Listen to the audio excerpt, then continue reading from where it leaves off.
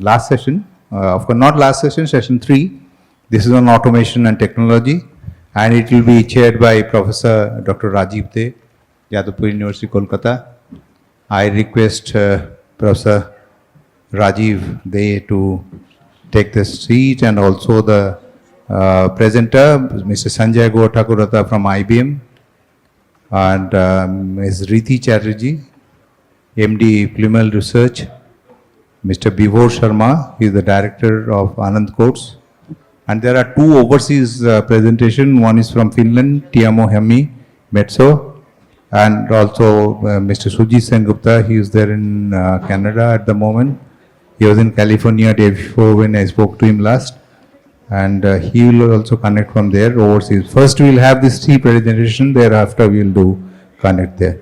So we are running more or less in time, maybe little late, but we will try to have this session 15 minutes is maximum maybe, and last 2 maybe 20 minutes what they have asked for specifically.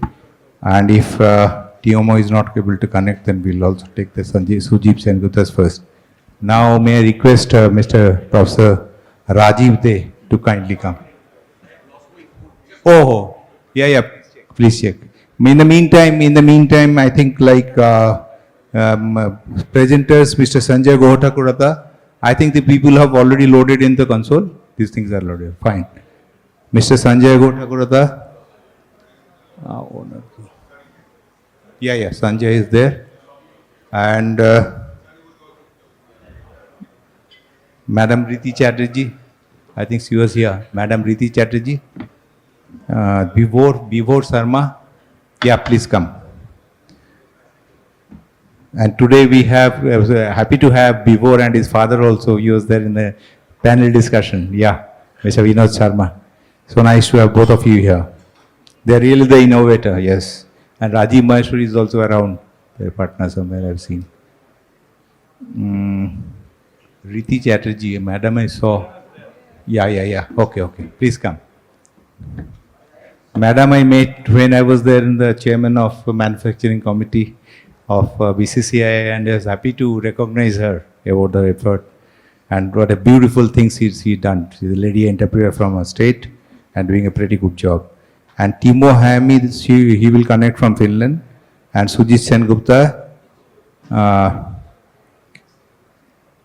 he will join from Canada. Rajiv, yeah, I think he lost his phone. Yeah. You know, to save time, although he is not here at the moment, Professor Rajiv De, I'll give a very small brief about him. And he will cut short or maybe just have your name before presentation, but we will give it. He is there. Oh, you got it? Yeah. Good. You're relaxed now. Your face says so. I was just telling you very briefly about you. Professor Rajiv passed BE in metallurgical engineering and masters in metallurgy with the gold medal from Yadavpur University. He then joined MN Dastur and worked there in the cost engineering for the department up to 2005. During this time, he worked in several projects or organizations like Tata Steel, Tata Sponge, L&T, Ordnance Factory, etc. He also completed his PhD from Yadavpur University. So you can see that he is Yadavpur. And he is PG DFM from All India Institute of Management Studies. After that, he joined Metallurgical and Materials Engineering Department of Yadavpur University faculty as a professor. He is in 2017. He is also served head of the department during 2011 to 13. Till now, he has published around 59 journal papers and 32 conference papers. He has guiding also 19 PhD scholars and 40 postgraduate students. He has been awarded with a Indraneel Award, that is Best Metallurgist Award by MGMI in 2017 for his contribution in ferrous metallurgy, and with the Best Educator Award from the Indian Institute of Metals 2023, when I was also present when he got this award. With this brief, may I call, and also I would like to mention he is the esteemed editorial board member of Steel Tech. With this, I request Rajiv to conduct. So you can have this year one for 15 minutes maximum. 2 overseas paper. Tiami is not here to come out, but some will come. Okay, thank you. Thank you, Mr. Shen. So this is the last session. So in this session, we have 5 papers, including 2 overseas papers. So the first paper, the title is very significant in today's perspective, tariffs. because we all know tariffs. So during the last 1.5 months, this is the buzzword for the entire world. So tariffs, background, effects and the future state of India, and this will be given by Mr. Sanjay Guha Thakurda from IBM. So I request him to just go and kindly give his presentation, and I will request him to be in time for 15 minutes. So, good afternoon, ladies and gentlemen. We chose this topic because this is one of the most discussed and relevant topics as of today in modern times. So we wanted to cover this topic and wanted to take you through where we are and all that. But before we jump into this topic, on the present tense, it is perhaps important to understand why tariffs, what are the implications, and maybe look back in history from the recent past. So to understand that and to understand the current context, we perhaps need to go back a few years ago and to understand what happened in the past. So I'm going to take you through a very interesting story, and this is called the Chicken War. So what happened was, in the post-World War II scenario, Germany, there was a splurge splurge on eating chicken. People love to eat chicken, and especially American chicken.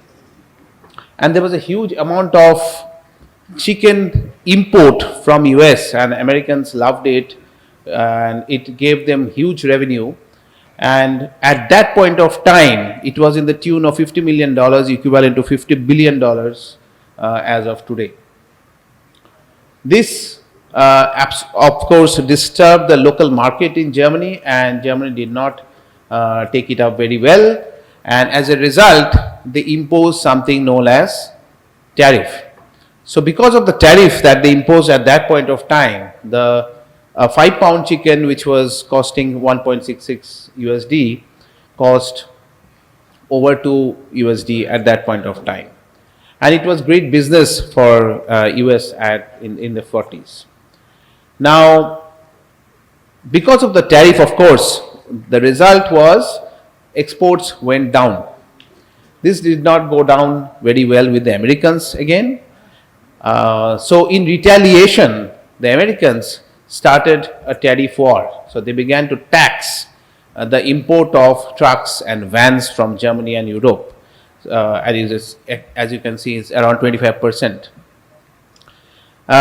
So that was the start of the tariff war in the modern times. Of course, the 25% tax did not go down with Germany as well. So we directly saw a drop in the number of imports of trucks. So what was the result? The sum was that when it came to chicken, Germany was not importing chicken anymore, but people had got used to eating chicken, and it drove up the prices of chicken in Europe. And when it came to US, US did not have good truck options because the local manufacturing market was not tuned up to the German ones. Now, that gives us a rather glimpse of where tariffs can be, what are the consequences. It always hurts a segment of the consumers, but it protects very specifically chosen industries. And it also gets different countries to change their behaviors. As you saw, it changed the behavior of both Germany as well as US and many other associated countries. Now, fast forward, but I'm not yet taking you to 2025 current year. We fast forward to 2018, where the current US president was in power, and he chose a particular segment. He chose to, you must have read the news that he chose to tax and drive tariff on washing machine imports from Korea, and it was around 25% of tariff. This of course was pretty good for the US economy because it drove up revenue for the US government.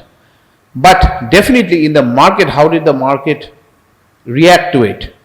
Washing machine prices immediately went up in the US. As you can see in the graph, it sharply shot up the moment the tariffs were introduced in the Americas. Now, just to give you a glimpse of how they reacted, this is the washing machine price escalation at that point of time. These two Korean companies, as you are rightly guessing, Samsung and LG, both had a price escalation of over 20%. But the funny part was, this entire exercise was done to protect the local manufacturing segment in US, which means that they were locally made washing machines in US. The market took it differently because all the local manufacturers in US, they also drove up their prices, because you cannot have in the same market very differently priced products. So net, it was a huge price rise and the consumers had to pay up a huge amount of money for that. But there was also another funny incident that happened here.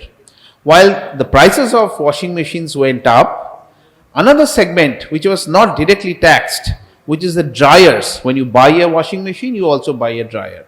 That also went up pretty significantly for all the segments, whether they were US made or foreign made. So how did the US market react to it, or rather how did the Koreans react to it? They immediately set up plants across US, LG and Samsung, and sometimes closer to the American manufacturing hubs. Net, they created a lot of jobs. Roughly 2,000 more jobs were created, and which was seen by the local government as a great job creation program. But let us see what actually happened due to this. When there was this job creation and the imports was happening, government was earning pretty good revenue. US government at that particular year earned $82 million as tariffs or taxes. But what is the story behind that? What was the consequence on the consumer segment? The consumer spending significantly went up because of the higher prices of washing machines and dryers. It was around 1.5 billion US dollars, which if you can do a simple math, is 1.5 US dollars against which you created 2,000 odd jobs. Net, it meant that the average taxpayer was paying roughly $800K for each job that was created. So the very nicely planned job creation program actually turned out to be a very expensive job creation program. Now, I will close the chapter on the 40s chicken war that I started a few minutes ago. What happened to the chicken war? Today, of course, America is no longer interested to export chickens to Europe. Europe is not interested to import any chicken. But the net tariff that was driven on import of American trucks or German trucks or vans remains as of today. They have not changed over the last 70, 80 years. They are still at 25%, which means that tariffs, once standardized, do not easily go away. It becomes a part of your life. Now, I bring you to 2025, where we are. Now, I'm not going to give you a lecture on what are the different tariffs, who tariffed whom and all that. I think all of us know that. I'm going to share with you that the net result of the total tariff that are being talked about, that US is going to tariff on different countries, whether it is in Europe or Japan or Asia, the net tariff comes to around 275 billion US dollar. That's a lot of money, but that is just less than 5% of the total federal tax collected in the US. So just think about it. The entire drama that is going around in media as well as entire world leaders are reacting to it, is actually after contribution for just 5% of the US tax collection. Let us now talk about India. Where do India stand?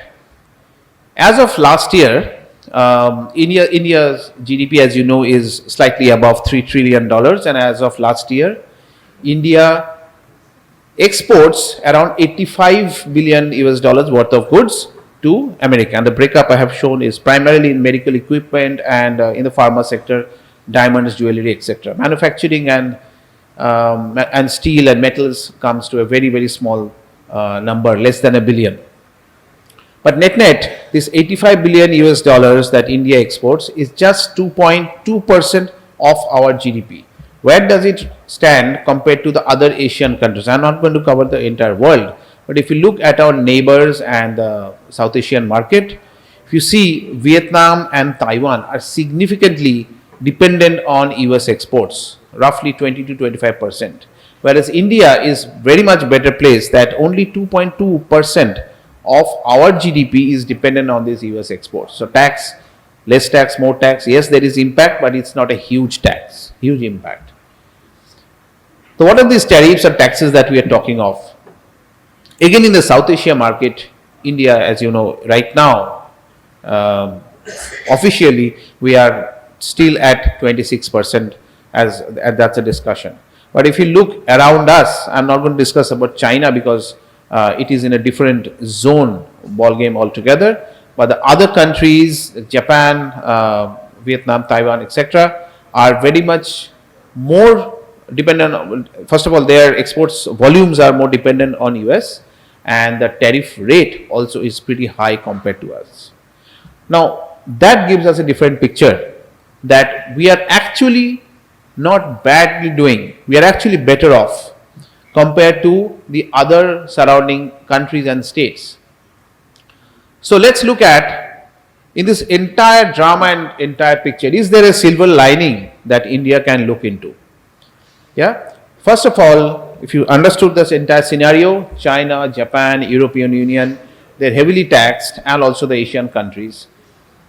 Everybody is now thinking of an alternate market to invest. And if you think about an alternate market, apart from India, there are no other big choices for a growing economy. India is already the fourth largest economy in the world.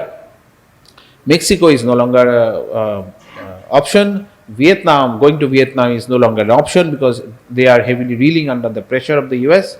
So India comes out to be the most smart option for most economies, which means that we should be getting higher FDI sooner or later. So for India, there needs to be a reconfiguration of our global trade, or at least how we look into the global trade system.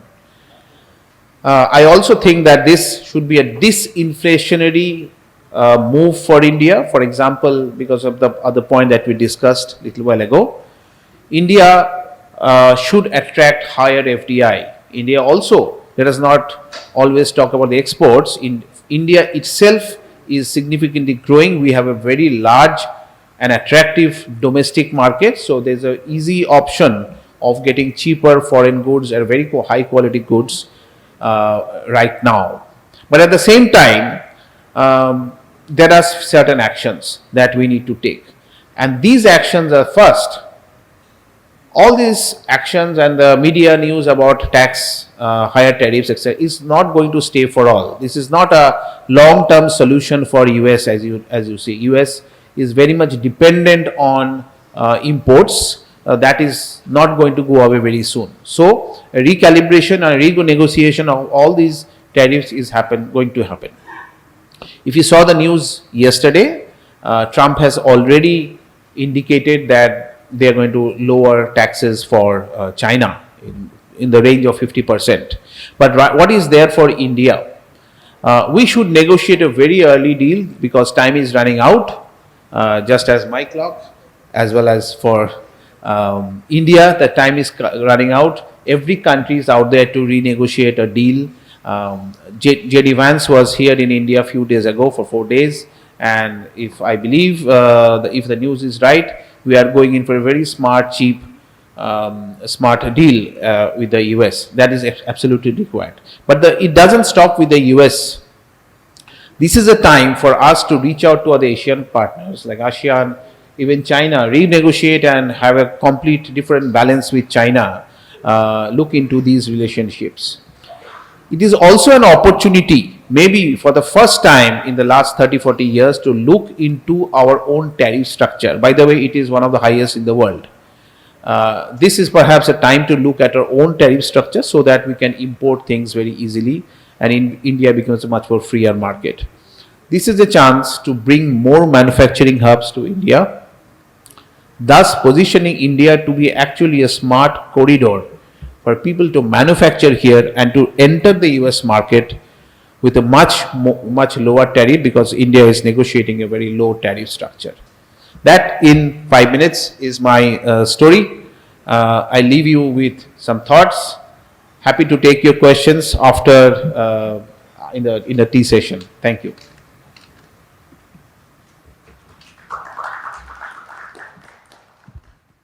Thank you, Mr. Gohtakurda. And it is exactly 15 minutes. So thank you once again. Definitely, your presentation, it is like a story to me. It is as lucid as a good story. And the most important thing is you have told that India is better placed. So this is a very good thing, but definitely an early negotiation is very much important. And for being a manufacturing hub, you have told, definitely I fully agree with you. So thank you. So our next speaker is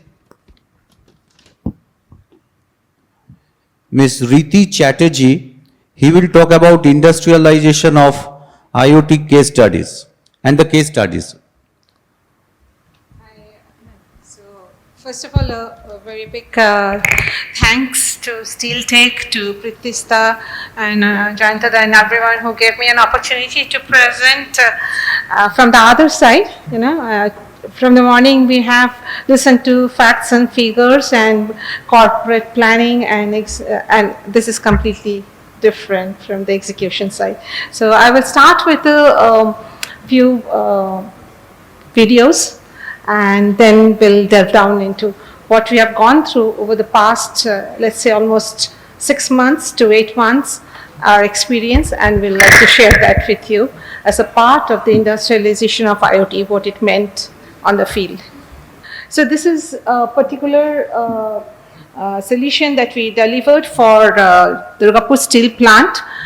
There is a thermal imaging camera. I will go and show that. It's set on the sinter conveyor belt, and it's actually monitoring the temperature real time, and this data is available across the plant, and we are able to see how the temperature of the conveyor along with the sinters, basically the sinter layer is changing, and if it's going up, sometimes it's going up because of secondary ignition, but we are able to almost track it down in the real time.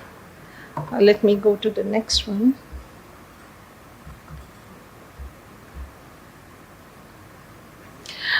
This is from a different industry where I think we're not able to hear this. Anyway, so basically there is a sound here, siren sound going on.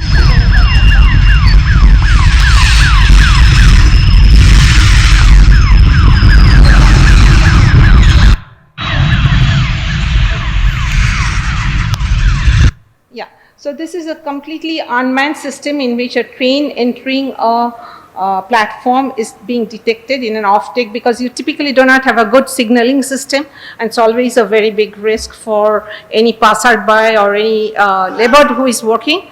And this is the bagging station of Matix from, a fertilizer company. Okay, so with this too, I will get into my presentation. It's not a presentation, it comes from a paper kind of thing.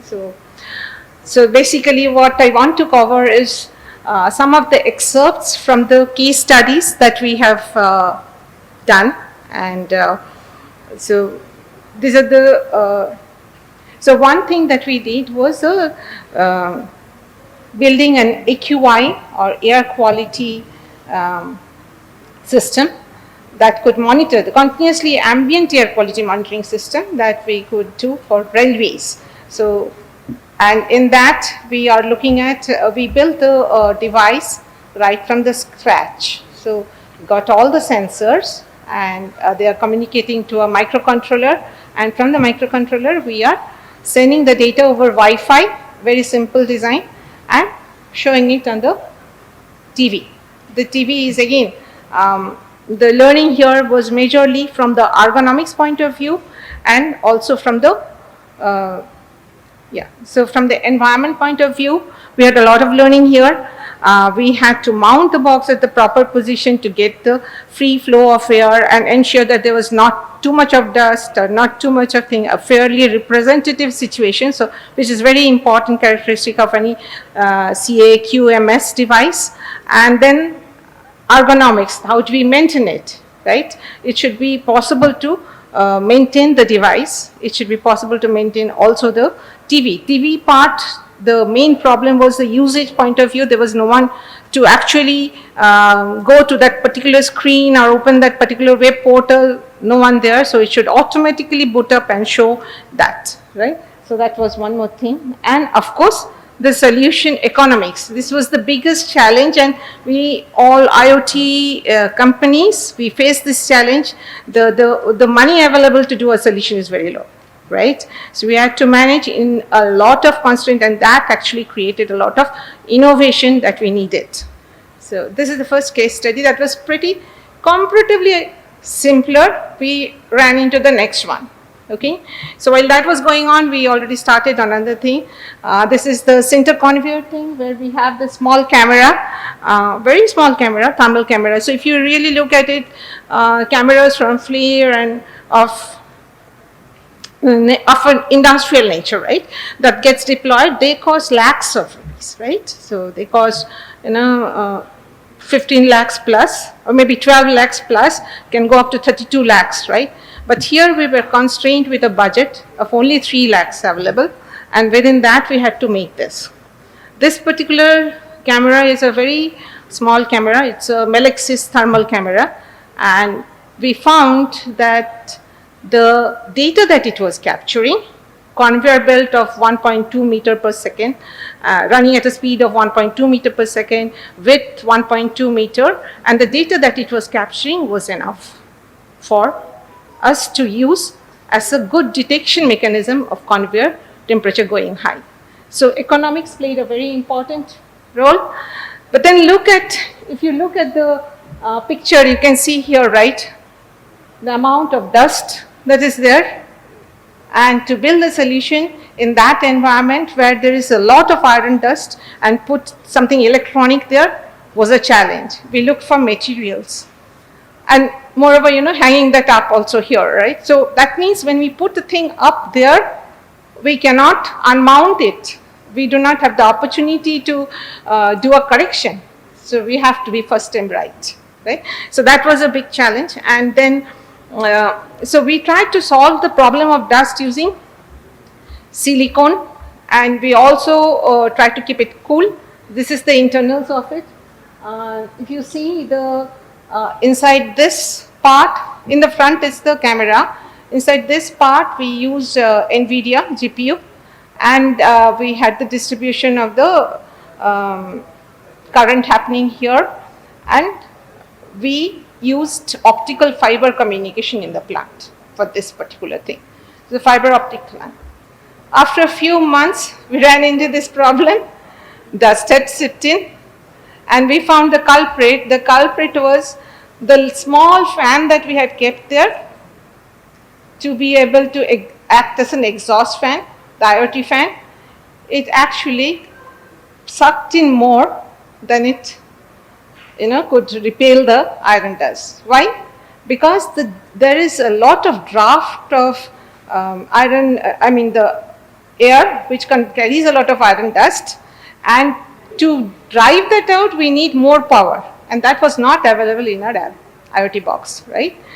So we actually, then we got into imagining of all this kind of problems. We got the thing down and we started planning for all the possible kind of problems that can be there and be able to design the solution.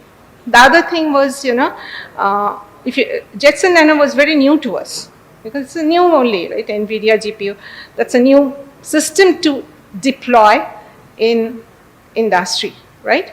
And then we found that because it's a new system, the way they have built it is they are logging too much of system log information and expecting that someone will go back and even, kind of look at it and do the debugging and all. Heavy logging was there. So we had to look at and we had to remove all those extra logging that was there. In this particular case, we could not go for PCB because there was too much of different electrical circuits which needed, a flexibility to modify till we could, become stable. So we could not do with PCB, but of course, we delivered the whole thing in the plant premises, developed in the electrical coordination. And you can see here on the center belt, we are trying to set the IP right. Okay, because if you look at it, most of these plants will have virtual LANs. The IPs are different in the different segments. What works in electrical coordination will not work here. So setting the IP there. And then we did a calibration also with a handheld camera that was there, portable one, that was not full, not online, but we did a calibration, tested, and then finally we put the solution. And today we are in a position, we have a good amount of data. So right now we are mining to find out if we can predict the quality of the sinter, the excess coke, secondary ignition possibilities from the temperature, which I believe is a good input to control upstream processes for better sinter making. So this we never imagined. We actually started with the fact that we wanted to control conveyor fires and damage to the conveyor, the rubber of the conveyor, but this is where we are leading to. So that's again another learning. You never know what gold is there in the data. Now let me go to this. So as I told, the entire thing was done in the plant premises, because if we had tried to do that somewhere else, we probably could not have matched the real requirements of the plant. So the third one, this one is what I call was a unmanned detection for safety alert system, right? So here we started with now how to detect a train, right? And very simple assumption was that, we'll start with a camera. Camera will detect and we'll be able to do image recognition and we'll be able to tell it's a train and we go forward, right? So we took a lot of pictures of this train and, and then we started. Then we did the entire electrical circuit design and, laying of the cables also planned, everything. And then we were assembling. Here you can see we are assembling, squatting on the floor and assembling the device and all those things. And then finally we put up the devices. This is the alert device with the flasher cum buzzer. And we found that this was the design, right? One alert device, one detector device, right, for every line. We found that it was not sufficient, so we went for multiple sirens or multiple alert devices which had to be put on a series with this device. Of course, it was running because through a relay, okay. And then out in the field is the detector device and mounted on a pole which was trying to look at the train. And you know what we saw? We started seeing the JCBs, we started seeing the tracks, because what we were trying to do here was using the detection device and processing the data in Raspberry Pi 5. Very small device, right? It's of the size of a credit card, not big than that, mounted here. And then we were trying to do that with much lower kind of model. We did not believe that we could go to higher models, but once we started seeing this, we understood we have to go to higher image processing models, and then we actually, these were all getting detected. So then we moved and we changed it. This is how the team worked, coding there, then and itself, as the train is coming. So this is different in IoT. It's not sitting in the good room. We have to work out there on the sun and be able to ensure that the edge is doing what it's supposed to do. It's able to sense in that environment, in that ergonomics, is the solution working. We had to build relationships with the platform people and understand whether they were comfortable with the kind of sound that was coming out and whether that was really alerting them properly. And with the, of course, with the speed of the train, we had to manage the train stopping sometimes, the behavior of the train. When it's stopping for long hours, it's just there. No one needs to be alerted because that will become very disturbing to anybody, continuous noise, right? So all these adaptations had to be. Then again, we had to also look at in the night time, so it cannot be the camera only, right? In the night time, what will we do? So then we come up with this solution, right? These two are radars. So radars are able to detect weather in night, weather in fog, whether in heavy rain, we were able to detect the train, and additionally, we were also able to detect it very accurately to be able to run on the track. Now, it should not detect any other metal object. So, those are the conditioning that we had to do. So, on the track, exactly at that height, it should see the metal object, not anything else, right? Now, again, coming here, when we were doing all this, let me just go back here, right? While we are standing, we were noticing that everything is getting dislodged. Too much of gust of wind, and we had to do something about it. So finally, we went and housed this in SS304 boxes, strong and sturdy. This is in Panagarh, right? And you can imagine the amount of heat, the amount of storm, the amount of gale that is there. Even Shilabrishti, we call it, right? Hailstorms, right?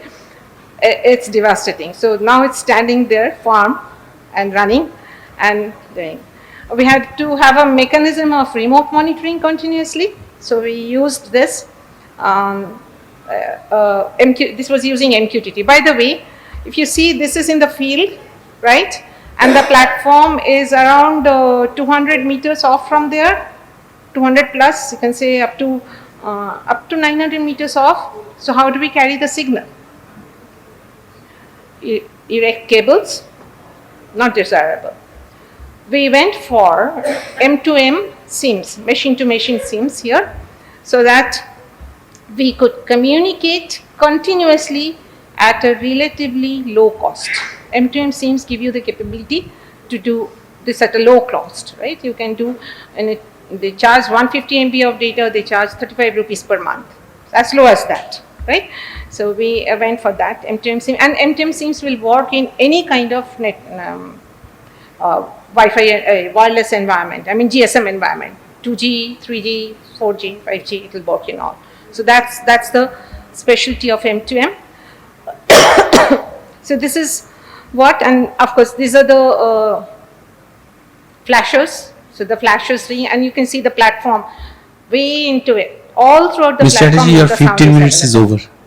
Okay, so I'm almost done. So this is the running situation, and so basically quickly summarizing, okay. So from design, what we started with, to final implementation, there was a sea change.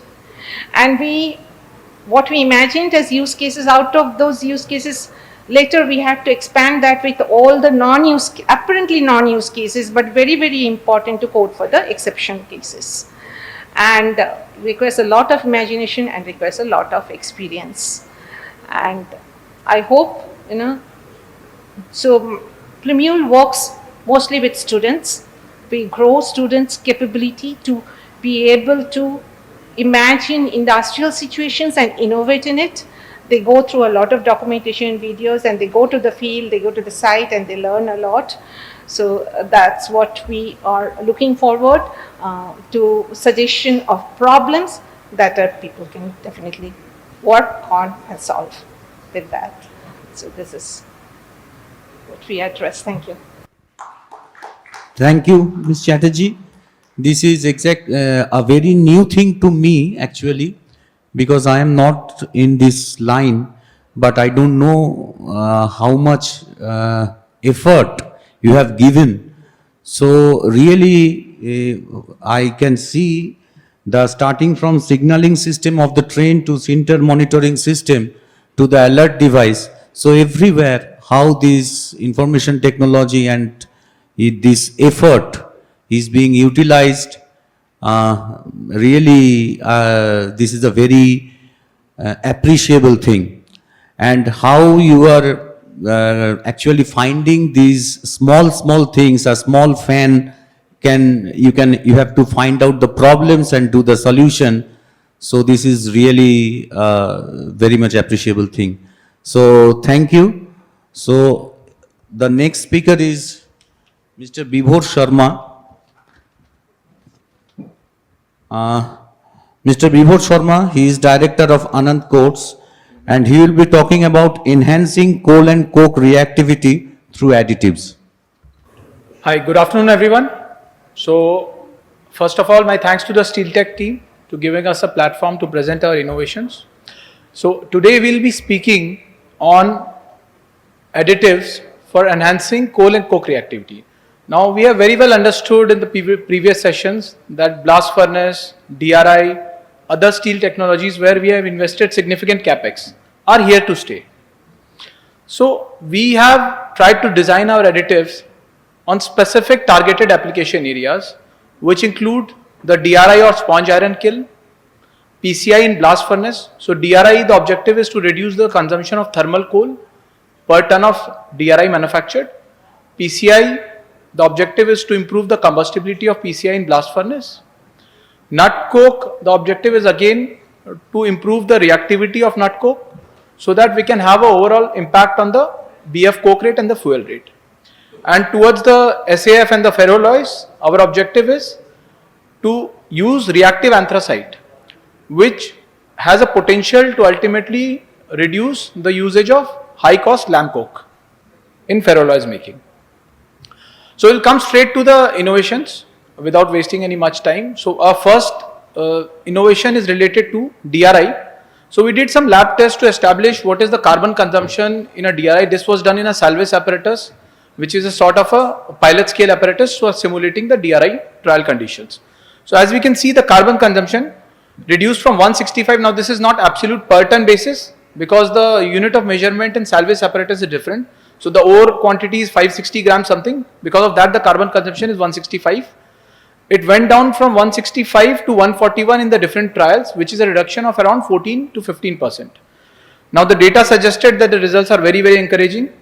So what we did, we went ahead and spoke to a local industry near Rourkela, and they agreed for a small trial in a 50 TPD kiln, although the kind of coal they were using was a domestic coal with a very low FC of around only 32%. Now, just coming to the key findings, the coal feed was reduced by 12%. Sponge iron quality during the trial period was consistent. What we can see as an outcome, because what comes out of the DRI kiln is your DRI and the non-mag. Non-mag has basically dolochar. So the dolochar FC reduced significantly. Now for this smaller kiln, this low dolochar is not preferable, but we had to do a trial, so we completed it. So we realized that this is not recommended for low FC coals. So then we went and approached a major steel manufacturer in India. Now this unit has multiple number of 500 TPD kilns. TPD stands for tons per day. Now we have two additives. One is a liquid, one is a powder. So the dosing methodology for liquid is basically spraying on the conveyor belt, and the dosing mechanism for the powder additive is using a kind of a magnetic vibro feeder which we used for the trial. Not exactly 100% accurate. For the bulk extended trials, we are now planning to go for belt way feeder, screw feeder, those kind of arrangements. Campaign duration in both the cases were 10 days. Now what we achieved during the trials. So what was achieved was liquid additive. We could establish 8% reduction in coal, specific consumption of coal during the 10-day trial period without any adverse impact on the parameters, DRI parameters. Now we tried to enhance up to 10%, but during the last 4-5 days of the trial, we encountered a rough patch of monsoon rains because of the depression in Bay of Bengal. And because of that, the 10% trials were inconclusive. On the other hand, coming to the powder additive trials, we had a very good, fairly good weather condition. And hence we used this powder additive. The difference is liquid was used both on the feed and the injection coal. There are two sites where the coal is being fed in the DRI. With the powder coal, we are using it only on the injection side, which is the rear end of the DRI kiln, just before the cooler. So on the injection side with the powder additive, in the 10 days trial, we could establish a 12% coal reduction without any impact on any of the parameters. Very encouraging data. Potential benefits, direct cost saving due to coal reduction. Now our additive cost and cost saving due to coal reduction. So there is a direct cost benefit. You are decarbonizing but not at an extra cost. That's where we try to make our innovation slightly different.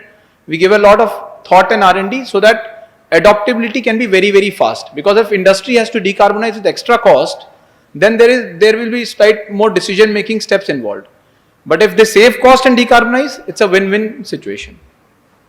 The story in pictures, on the left hand side you can see the liquid dosing additive setup using the geared pumps and the additive being sprayed on the conveyor. Conveyor belt is approximately 800 mm with the coal approximately 600 mm. On the right side you can see the powder additive. The powder additive, again we used a magnetic vibro feeder for this, and you can see the injection coal which is coming from the beltway feeder, and our additive dosing was done pro rata basis as per the trial plan which was there. We can discuss in detail if any after the presentation. So current status. In 500 TPD kiln, we have already initiated discussion. The plant where we conducted trial has already initiated discussion for 4 to 6 months of extended trial to establish the parameters in a complete campaign. A DRI campaign typically lasts from 6 months to 8 months. So for almost a full length campaign, they want to establish the savings. We have further, based on this trial data, we have got orders which we are planning trials in the second week of May.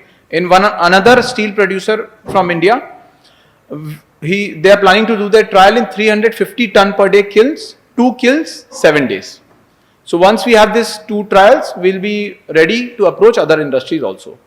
We are doing further R&D. We are working on difficult coals like VT thermal coal, which is very, very low reactive coal, and we are happy to say we have improved the reactivity by up to 20%, and further trials are ongoing. Now coming to the second innovation which we spoke about related to PCI. So PCI, we have designed an additive which basically will be added in a ratio of 0.05 to 0.1%. We did TG analysis to find out how it is impacting the combustibility behavior. So combustibility, I'll just summarize the 2-3 key points. The results, they are very exhaustive, can be discussed in detail. So important points was ignition temperature reduced with the addition of additive from 430 to 369. Flammability index improved from 1.065 into 10 to the power minus 5 to 1.41 into 10 to the power minus 5 with an addition rate of 0.1%. We also tried with 0.5, but then I'm just telling the impact of 0.1%. The overall impact, that is the combustibility performance index, improved from 0.477 to 0.607. The same results are tabulated here. Due to paucity of time, I'm not going into the detail, we can discuss that later. Coming straight to the way forward. So we have already supplied 20 tons of additive for PCI to a major steel plant. The trials are expected in the month of May, and it will be used on approximately 20,000 metric tons of PCI coal. And the additive cost per ton of hot metal is coming to only rupees 11. So even if we save less than 0.5% on the coke rate, we are saving money. And if we save 2-3 kgs, then it's a very big win. In addition to cost saving, you will also decarbonize. Coming to the third additive which we are working on, nut coke in BF. So nut coke basically improves the gas permeability, improves the reduction condition, and also protects the BF coke from the solution loss reaction. So the Woodward reaction, BF coke, as long as it is protected, the column strength and other parameters will be maintained. There are experts out here, I'll not go into too much detail. What I'd like to go to is a particular graph where we tried to take a reference coke. So if you see the top side, the top graph, it's about the reference coke weight loss. So the Woodward reaction, which is the solution loss reaction in the reference coke, it starts at a temperature of around 960 to 970 degrees. And that is very well reflected in the reference coke graph. Now when our additive is added, you can see from 600 degrees some reactions have started. And when you go towards 800, 900, so if you see at 1175, our additive gives a much higher weight loss. Now just have a close look at the y-axis. The x-axis is same in both the graphs.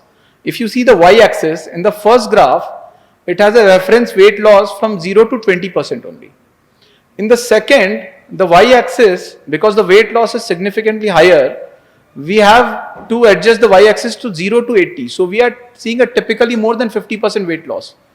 As far as the conversations we have had with leading metallurgists and experts, better reactivity of nut coke has a potential to improve the overall productivity, and it is better for the blast furnace.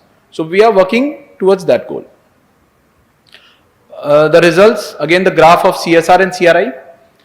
Now this CSR CRI is being achieved at a particular dosing rate. Obviously we can vary the dosing rate to customize the CSR CRI as per your requirement. You can vary you don't want so much of increase in reactivity, you can obviously reduce the dosing rate so that it can be customized. So the solution is not fixed, it is customizable based on the use case, the nut coke feed rate and other total fuel rate of each and every individual plant. Present status, we are having discussions with a major steel producer in India for a full scale plant trial. Additive cost expected is only about rupees 40 per ton of hot metal. Again, not a very expensive proposition. Coming to the last part, which is relevant to the submerged arc furnace and the ferroalloy sector. Here, we have been working on improving the reactivity of coal coke. We also tried to pick up anthracite, which is again a very non-reactive, and because of that, it has basically very low usage in the metallurgical applications. Now, we are very happy to say that we in the lab scale have successfully demonstrated that we can increase the reactivity of anthracite. And the potential benefit of this is, if the use of anthracite is increased in ferroalloys manufacturing, you are substituting a higher cost reductant. Your lamp coke is a higher cost reductant, so your total cost of reductant, there's a possibility it can go down.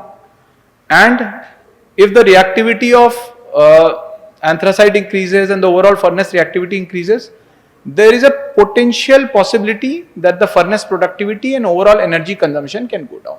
So this is again subject to R&D. We would request the ferroalloys manufacturers to obviously engage with us in this particular initiative so that we can establish anthracite also. And to conclude, I would just say that innovation thrives on collaboration. So an innovator alone can only do so much. You need industry support, hand-holding. We do so many events, we do so many conferences, we spend so much money on branding, merchandising, conferencing. A small part of that maybe can go towards R&D. We do CSR. Maybe a part of the CSR budget can be diverted towards R&D, so that there are many innovators. We are only one of them. So all these innovators can be encouraged to come up with more innovation so that we don't depend on the foreign parameter with a tap on, tap off concept can be adopted. So that's all. Thank you from my side. Thank you, Bivor. Especially I thank you because of the last two lines. This is really, indeed, this is highly necessary. What is very important that he has told that using his additives, the DRI productivity will be same, but the coal consumption will be less. So if the coal consumption will be less, not only it will be directly affect the total overall costing in a positive direction, but also the irregularities like dam ring formation will also be delayed, or probability of this irregularity is less or will be less. But I don't know how the degree of metallization actually you will take care, because the carbon acts as a reductant also. So maybe your additive is a carbon based or hydrogen based, I don't know. So that part definitely needs to be taken care of.